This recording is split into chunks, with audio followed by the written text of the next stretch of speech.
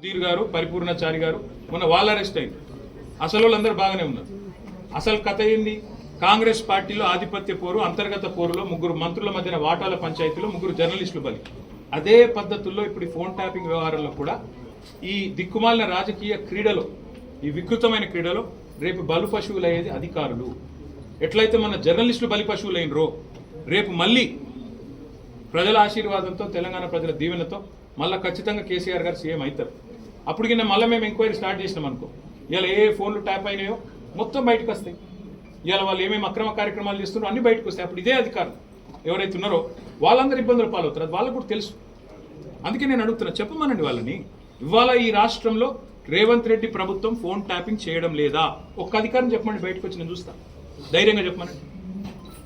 Indian telegraph act ప్రకారం surveillance అనేది అక్కడక్కడ ప్రభుత్వాలు ఏమైనా అస్థిరపడ్డప్పుడు పోలీసు వాళ్ళు చేస్తారు. అది మాకు సంబంధం ఉండదు బ్రదర్. రాజకీయ నాయకత్వానికి మాకు సమాచారం వస్తే కూడా ఏదన్నా అది ఎట్లా వచ్చిందని అడగడానికి కూడా మాకు హక్కు లేదు.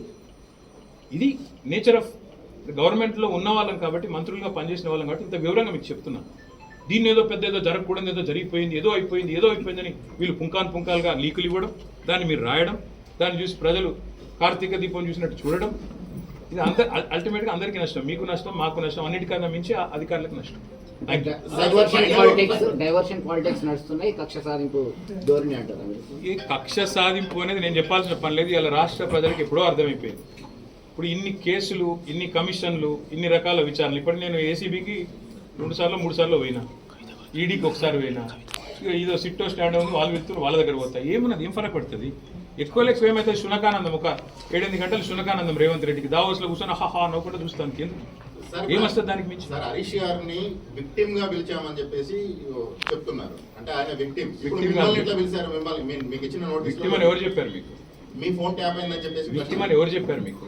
మీ ఫోన్ ట్యాప్ అయింది మీకు తెలుసా ఆ విషయం అని చెప్పేసి మీరు తప్పు మాట్లాడుతున్నారు. విట్నెస్ గా పిలిచారు. మీకు తెలియకపోతే సవరించుకోండి. హరీష్ రావు గారిని విట్నెస్ గా పిలిచారు, విక్టిమ్ గా పిలవదు. మళ్ళీ చెప్తాను, మీరు ఆడోడ గొట్టంగా చెప్పింది మీరు నిజమే నమ్ముకొని మీరెందుకు భ్రమిస్తున్నారు?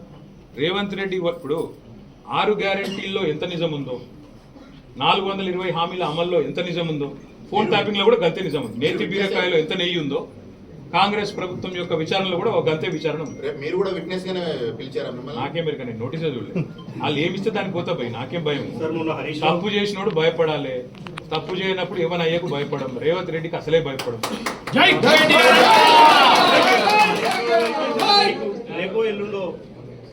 బ్రదర్, మళ్ళీ చెప్తున్నా నేను, రేవంత్ రెడ్డి గారు తిరిగి వచ్చేదాకా ఇక్కడెక్కడ ప్రభుత్వాన్ని ఉప ముఖ్యమంత్రి కూలుస్తాడా, నల్లగొండ బాంబు కూలుస్తాడా, లేదా ఇంకోరు కూలుస్తాడా అని ఆయనకు భయం. దానికోసం టైం పాస్ చేయాలి, మీడియా మేనేజ్మెంట్ చేయాలి. మాకు రోజు ఒక్కరికి నోటీస్ ఇస్తారు, కార్తీక దీపం ముందు పోతుందా, ఇంకా పోతుందా, బాయిల పడుతుందా, నాకేం వాళ్ళు ఏమన్నా చేసుకొని మాకేం ఫరక్ పడదు. ఎందుకంటే మేము మాత్రం ఇడిచిపెట్టాం, మేము ఒకటి మాత్రం ఇడిచిపెట్టాం. మీరు మీడియాని వాళ్ళు మేనేజ్ చేస్తున్నారు, మేనేజ్ చేసి గేమ్ ఆడుతున్నారు. మేమేం చేస్తాము?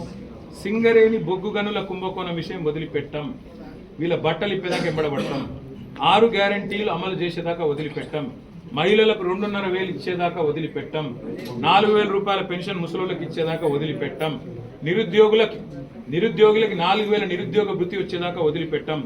రాహుల్ గాంధీ చెప్పిన 2 లక్షల ఉద్యోగాలు ఇప్పటికే ఇచ్చుండాలి ఫస్ట్ ఇయర్ లో, ఇప్పటి వరకు 10,000 ఇవ్వలేదు, వదిలిపెట్టాం. తులం బంగారం ఇచ్చేదాకా వదిలిపెట్టాం. ఈ మేము మా పనులు మేము, వాళ్ళ పనులు వాళ్ళు ఉంటారు, మా పనులు మేము. ఎందుకంటే ఇద్దరు దొంగలే కాబట్టి, ఇద్దరు దొందే కాబట్టి, ఇళ్ళ బాట వాళ్ళకు కూడా ఉంది కాబట్టి నేను అడుగుతున్నా. ఎందుకంటే ఊరికే అనట్లేదు. అమృత్ స్కామ్ జరిగిందని ఆధారాలతో సహా ఇచ్చొచ్చింది. సృజన్ రెడ్డి అనే వ్యక్తి రేవంత్ రెడ్డి గారి బామ్మర్దికి అర్హత లేకపోయినా మీరు కేంద్ర ప్రభుత్వ పథకంలో ఎట్లిచ్చారని అడిగింది. ఇంతవరకు విచారణ లేదు. RR ట్యాక్స్ అంటాడు ప్రధానమంత్రి, విచారణ ఉండదు. వాటా ఉంది సింగరేణిలో, దొంగ దొరికిందని చెప్పి చూపెడుతుంటే విజిట్ సైట్ సర్టిఫికేట్ అనే పనికిమాలిన నిబంధన, కోల్ ఇండియాలో లేని నిబంధన ఇక్కడ పెట్టినారు, దోచుకుంటున్నారు అని చెబితే, మీరు రాష్ట్ర ప్రభుత్వం చెబితే CBI విచారణ, రాష్ట్ర ప్రభుత్వం కోరితేనట. ఎవడన్నా దొంగ కొడతాడా నా మీద విచారణ చేయమని? ఒక గట్లున్నది ఇలా కేంద్ర ప్రభుత్వం వ్యవహారం. నేను ఇంకోటి సూటిగా అడుగుతాను. పొంగులేటి శ్రీనివాసరెడ్డి అనే మంత్రి ఉన్నాడు, ఆయన ఇంటి మీద ఈడీ రైడ్ అయింది సెప్టెంబర్ 28, 2024. యానివర్సరీ కూడా అయిపోయింది, 3 నెలలు దాటిపోయింది. ఎందుకు కేసు పెట్టాలి ఇప్పటివరకు కేంద్ర ప్రభుత్వం? ఎందుకు ఈడీ కేసు పెట్టదు? అంటే ఎంత డీప్ ఉంది వీళ్ళ అండర్స్టాండింగ్. ఇవన్నీ బట్టి నాకు అర్థమయ్యేది ఏంటంటే వీళ్ళిద్దరి target, BJP Congress target BRS. ఎట్లన్నా బీఆర్ఎస్ను బలహీనపరచాలి, మమ్మల్ని మానసికంగా దెబ్బతీయాలి, మాకు నోటీసులు ఇచ్చేదో సతాయిస్తున్నామని శునకానందం పొందాలి. పొందండి, we'll tackle will deal. Thank you.